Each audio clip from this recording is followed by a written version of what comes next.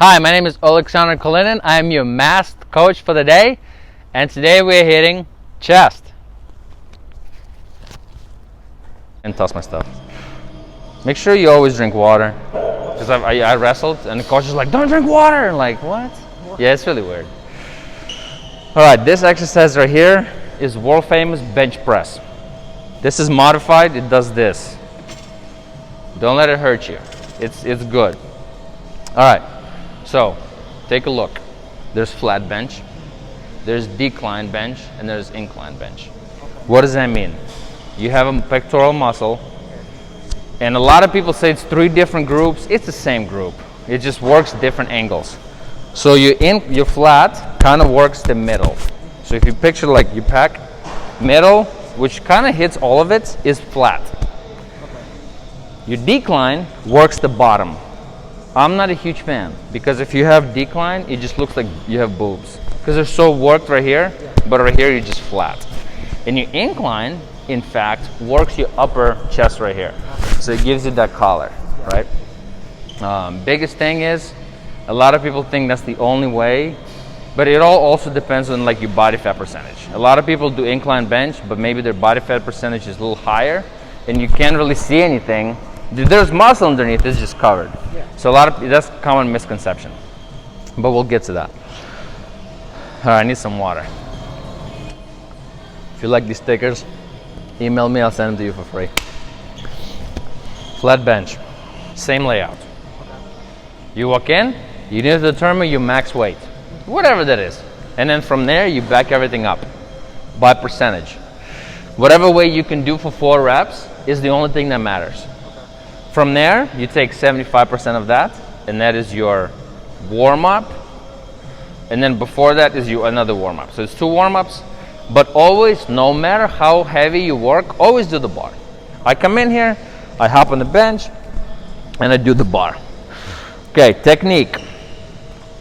Camera, this is where you come in. Technique. You can come stand right here, pal. Technique.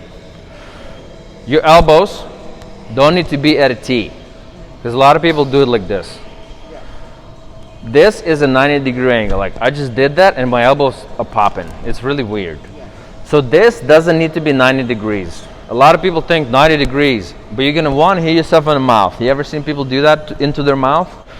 I've never seen it. You do get hurt. So what you want to do is make this about a 45 degree. And you can always, remember, since this is a compound movement, you will be able to adjust it. If you were to do it on the press that's fixed, you can adjust it. You're in one motion. That's the beauty of this. You come in, get the bar, 45, right? Now, I will tell you, and I will tell you, my viewers, don't do this. This is called the suicide grip. I don't even like the name. This means you don't have security. People do it with advancement, blah, blah. Don't do it. You're a beginner. I don't even do it.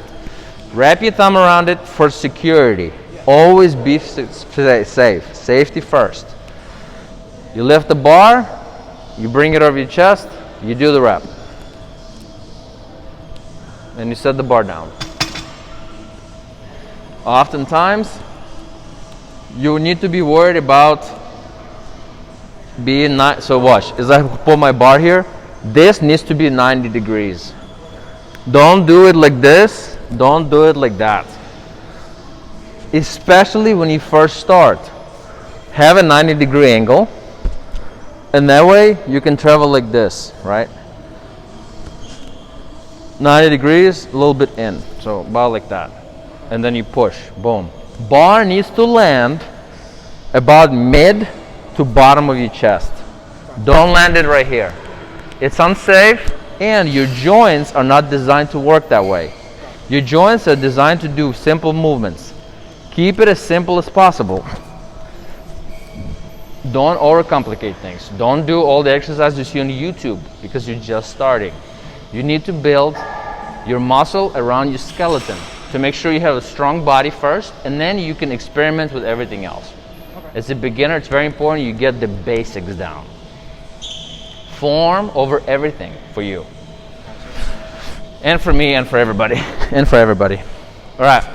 So you get the bar, your width You determine on your own. There's 2 bars, as you see, there's 2 rings here. They're kind of shaven. I put the bar I put my pinky on there, or maybe my ring finger, usually. So with my ring finger, or with my pinky, I feel like I'm kind of narrow. You will develop this as you go.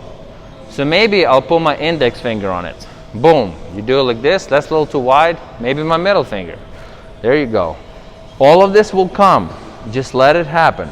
First, it's all gonna feel awkward. You get the bar off, and you just go like this. Make sure your feet are planted, and then you're just going. See, like right this, I don't have control. Always wrap your thumb around it and just go.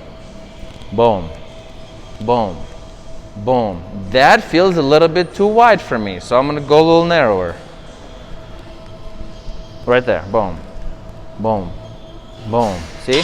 Don't bounce it, and don't do, a lot of times you see football workouts or whatever, and they do this. You ever heard that? People go like click, click. Why are you doing that? Just sit down and do your rep. Also, don't use the gloves, because gloves take away from your strength. And you will notice that your hands start to develop a little callus. So that way you build your grip better. After a while, your grip is going to be very important, because if you don't have a grip, you'll realize you can't do some of the exercises. So that way, when you have your grip, you're only as strong as your grip, really. Because a lot of people will come up and they will use deadlifts with these belts and all this craziness. If you can't hold the bar, you can't hold the bar. Just work on your grip. So start early. So that way your grip grows with the rest of your muscles.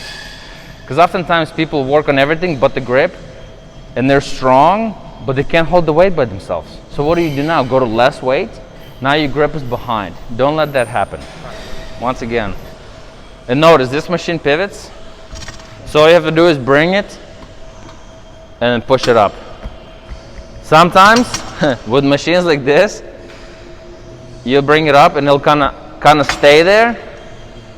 So that's why sometimes you have to lift it and like push it back. Just be careful is all.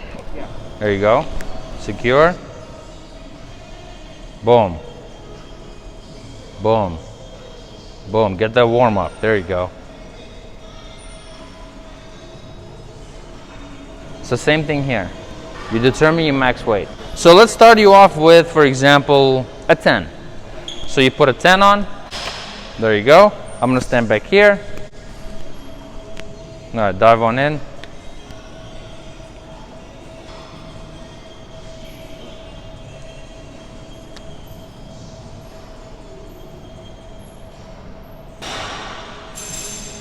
When you're doing this, don't lock your elbows. Okay. Whenever you do bench press, you want your tension to stay on your chest. Okay. When you press the bar, your chest is tense. Because remember, chest muscle, the only function of chest muscle is to bring your elbow in. That's it. There's no other way. Like, think about push-ups. Your elbows come in. Yeah. Bench press, anything else. When you do your flies, which we will get to. Everything, your chest is supposed to be brought in. When you're pressing, your chest is bringing your elbows in. As soon as you lock your elbows, the tension leaves your chest and goes into your triceps. That way, when you start lowering the bar, your triceps are tense. And then it isn't until you start pushing again where it goes back to your chest. So always understand, you're working your chest. There's different times for triceps. Triceps will get work either way, but this is a chest exercise. Yeah. Another thing about that, muscle grows from work. If you load on here crazy weight and you do 1 rep, you didn't really do a whole lot of work. It's 1 rep. As opposed to do half of that and doing 10 reps. So it isn't mathematics, but if you were to do the math, think about this. If you do 100 pounds for 10 reps, how much weight did you lift? 1,000 pounds. 100 pounds, 10 reps, 1,000 pounds. Now picture this. You do 200, which is double the weight, but you do it for 10 reps or for 5 reps. That's also 1,000 pounds. What if you put 300 and only do 2 reps. How much weight is that? 600. So it looks to me like you did less work. So understand 2 things. 1, too much weight doesn't mean you're doing more work. But if you do too little weight, if you're just sitting there with 100 pounds doing 10 reps, that's also not really hard for you to do. So you need to find a medium. So 200 at 5 sounds about optimal. So you're not just sitting there doing weights, doing reps, and you're not sitting there struggling through 2. So that's kind of like apply that formula. So here's the thing. You would do same thing here. You throw max weight on here. If you can do 4 reps, good. If you can do 5, maybe go up a little bit. So your reps always need to grow in a formula where, for example, this is your max weight. If you do 4, next week you can do 5. That's still too soon to go up. And then whenever you can do 6, you can put another 5 pounds on here and roll it back down to 4 reps. So your exercise, your weight needs to grow with reps. If first do more reps and then increase the weight so your reps go back down. Because a lot of people just keep increasing the reps or they keep increasing their weight, but the reps keep dropping. It's supposed to go like this. You have reps, you have weight. You have, like, they're low, right? So your reps grow, boom, your weight grew. Your reps grow, boom, your weight grew. It's supposed to go like this. A lot of people do this. Your weight grows and your reps go down. You're not really progressing. So your biggest thing is progression. What questions do you have on bench? That's about it? So you will take the notes in the exact same manner. You will go in and then you will determine what's your max weight. So for example, let's try to do 2 10s. So grab another 10. So you go down and then you go up, lock my elbows. My chest isn't sore. So make sure you're going about like this. Leave some room in your elbows. See this? That's the difference. Control the weight. A lot of people are so concerned with moving the weight, they forget to move the muscle. Your goal isn't to move the weight. Your goal is to work the muscle. Every exercise you do, put your mind in the muscle. Cool? All right. Let's try another 10.